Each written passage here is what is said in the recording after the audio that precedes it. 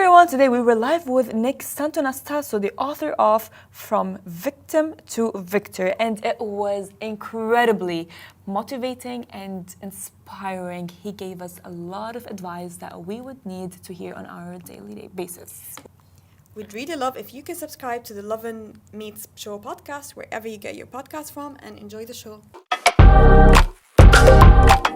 Welcome back to the Lovin Dubai show. Today's guest is Nick Santonastasso, a guy who's proof that no challenge is too big.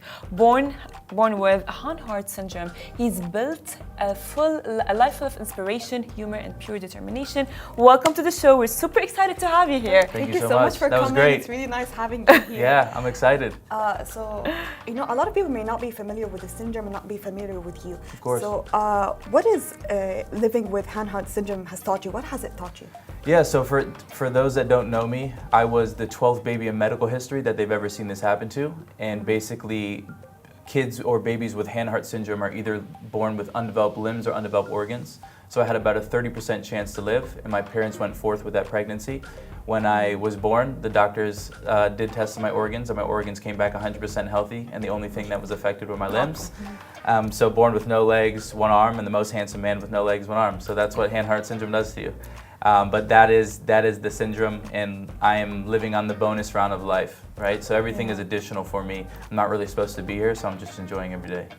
Growing up with the syndrome for sure must have been difficult and accepting it and everything, but were you always confident as a gift, or did you develop it as you grew older? It's a great question. Definitely not always confident. This is a work in progress, and I'm glad you get to meet the best version of Nick.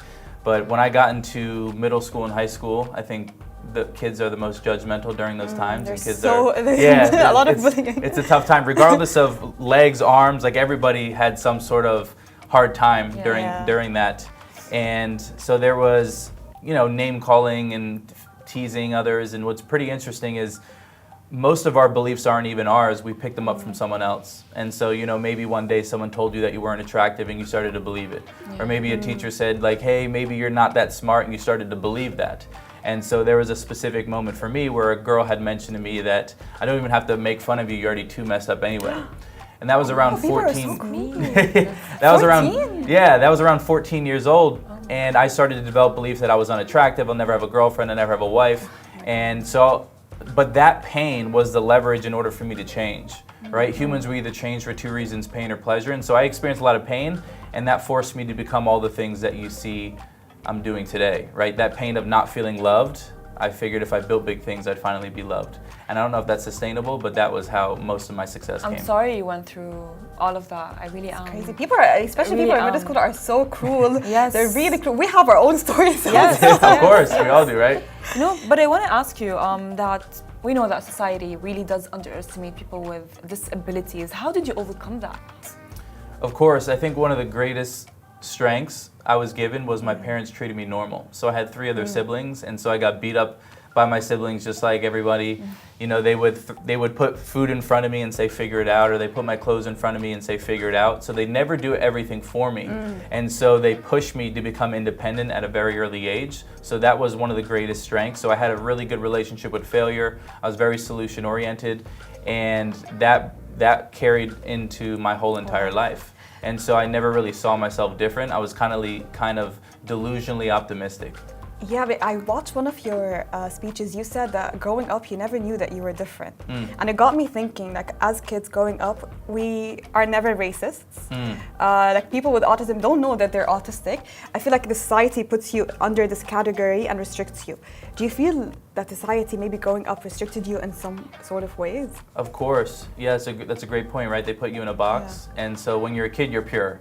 Yeah, you learn everything. You're taught these things. Yeah. And so, I was taught that, I was different, I was short, I needed extra time on things, and I really broke that by becoming an athlete. When I was 16 years old, this arm was about 5 inches longer than it is now, and it was very sensitive. I couldn't do activities with it. I actually made the decision to amputate that arm to become a wrestler. When I became a wrestler, my identity started to shift. I was labeled as an athlete, I was with the boys, and that's when the confidence started to spiral, but it all started by me just pushing the boundaries and not wanting to be last pick, but really push to be the best in what I do. And I'll be looked at as different, basically. Yeah. Yeah. So what was the moment of realization where, you know what, I want to get up, I want to have speeches, I want to inspire other people? Yeah, that's a great question. So many people asked me to speak when I was younger, like, hey, would you come speak to my school? And, you know, my dad's like, you could be a speaker. And I'm like, I don't want to be a speaker. I'm like a 16, 17-year-old kid. And at the time, you know, fast forward to 20 years old, I was actually pursuing bodybuilding. And I moved from one state in America to another state. And I was at this small little get-together, and I was sharing my story, and there was a man to the left of me, and he was like, you could be on the biggest stages in the world. And I'm like, you're crazy. And he saw something that I couldn't see. And from that moment, we decided to go into business together, and I dedicated the last 8 years of my life to human behavior, to psychology, anything that I could do to help humans unlock themselves. Because the truth is, most people have all their arms and all their legs, yet they're still more handicapped than I am. Because of the psychology and because of the belief system. Because of lack of confidence also. Of course. I think like the public speaking is a really huge issue for a lot of people. I really love that, by the way. I love how you said that, you know, like a lot of people are more handicapped than I am. Now, you wrote the book From Victim to Victor. What does this phrase mean to you? Yeah. These are identities, right? And essentially what a victim is, and I say this in the most compassionate way, but what a victim is someone who blames external circumstances for their condition, right? The reason why I'm overweight is because my family is overweight, or the reason why I smoke is because my whole family smokes. So we tend to blame or rationalize external circumstances for the reason why we act the way we do. Yeah. And from going from victim to victor is really someone who's a victor takes full accountability of their life. Meaning that if you look into the mirror and you don't like your physique, you understand that it's your fault. If you look inside your bank account and you don't like it, it's your fault, right? If you don't like where you live and you have the opportunity or resourcefulness to move, you can do so. But understanding that we're the creators of our life. And I say that in the most compassionate way because not everybody will understand that, and people only know what they know. So I'm not bashing people for not being where they want to be, but we just need to expose people to success stories and information of people who didn't have things and now they have things, because all it takes for a human is to see that it's possible. And once you can see that it's possible, then your brain goes, maybe I can do it as well. Yeah. And so I just want to be a walking, talking example that you can achieve whatever you want to do, and I'm going to lead from the front and do it first, and then y'all can follow.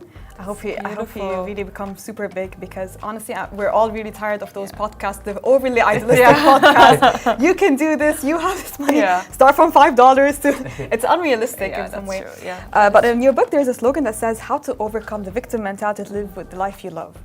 Do you genuinely believe that the victim mentality can be cured? Yeah? Of course.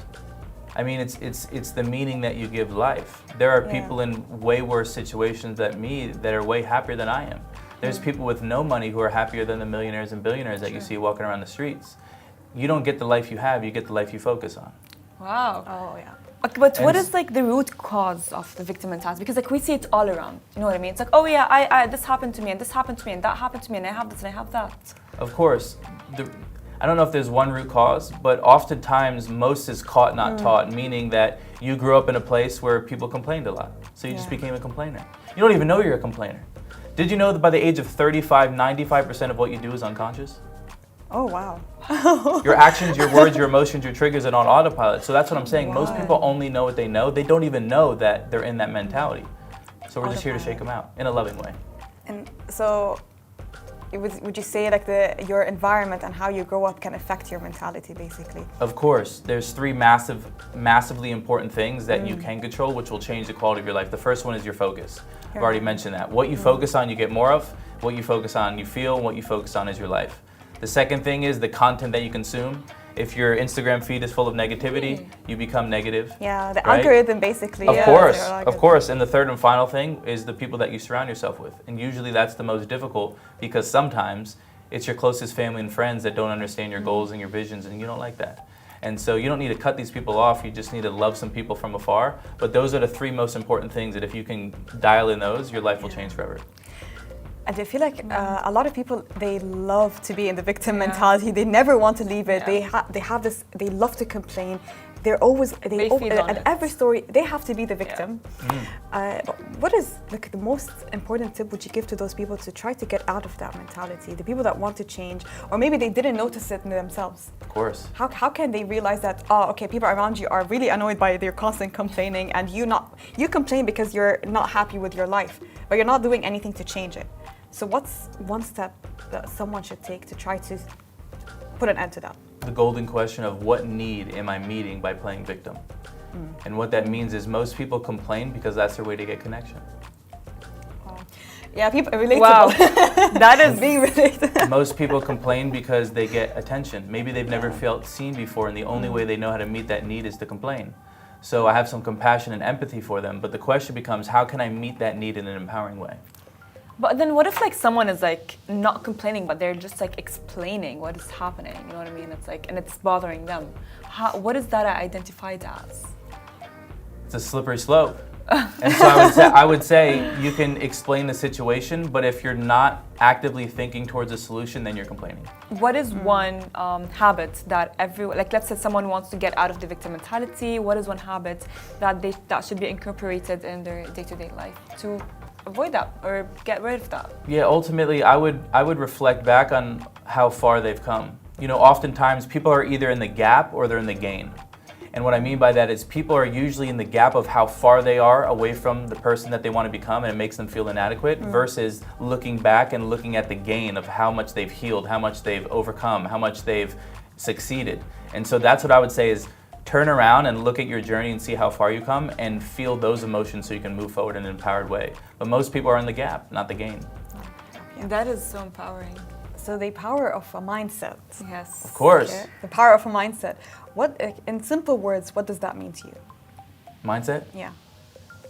You can describe it in 3 words, basically. It's the hack. It's the upgrade. I mean, our brain is a computer system, and the only reason why a man with no legs of an arm lives more than a life than most people is because of his brain. I'm not stronger, I'm not taller, I'm not more handsome than everybody. It's because I have a specific set of belief system and people feel it. But you get what your beliefs are, so I shape my whole destiny based on my beliefs.